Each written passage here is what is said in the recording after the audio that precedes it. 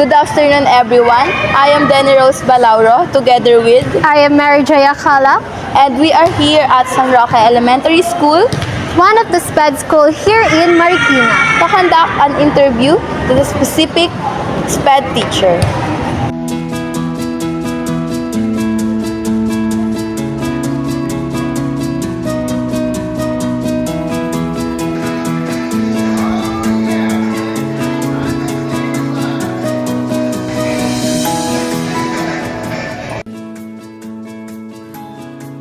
So, 1990 nag-graduate ako sa Bachelor in Elementary Education. Nagturo na agad ako dito sa San Roque Ellen.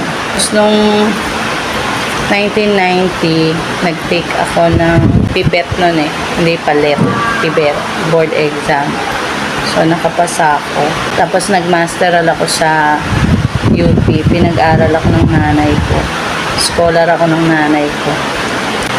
Ako yung kauna-unahang SPED teacher sa buong Marikina Public Schools. Opo.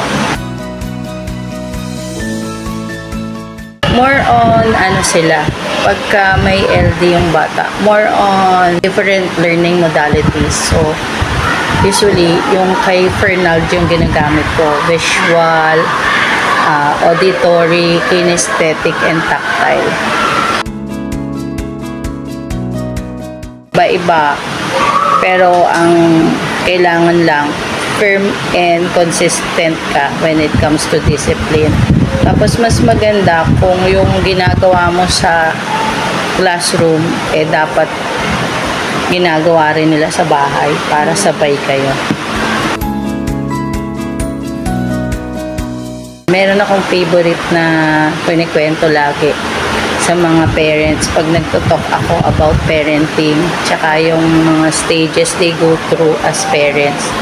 So yung una na success story ko na lagi ko kinikwento yung kay Paulo Ambrosio.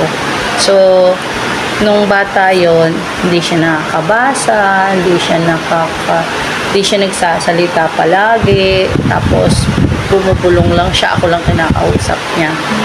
So nung naturuan ko siya sa SPED, naging ilang years yun, na-discover ko na magaling siya sa math. So, dahil magaling siya sa numbers, yun yung ginamit ko para matuto siya bumasa. So, binibilang namin yung mga letters, ko na siya na mainstream. Nag-excel siya, graduate siya ng elementary, tapos naging contestant siya sa MTAP kasi magaling nga siya sa math. Magaling. Oo, tapos nung nag-high school siya, nakapasa siya sa Marikina Science High School. Magaling. Tapos nung nag-college siya, sa FAU siya, nag-aral siya, engineering. O ngayon re-review siya, and hopefully makapasa siya ng board exam. So, yun yung pinaka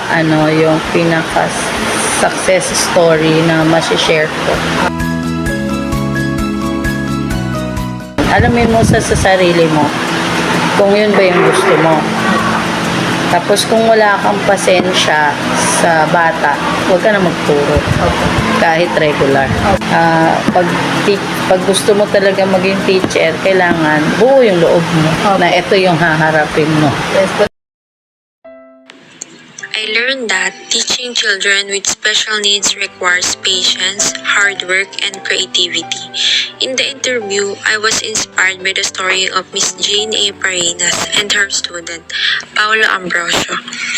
Paulo had a hard time learning how to read, but Miss Parinas didn't give up. She noticed that Paulo was good at math, so she used math-related activities to help him learn to read. This made it easier and more interesting for Paulo, and he slowly improved. As studies show how important it is for teachers to understand their students' strengths and use them to help them learn. Miss Farina's dedication and creativity prove that with the right approach, every child can succeed. Teachers like her make a big difference in the lives of their students.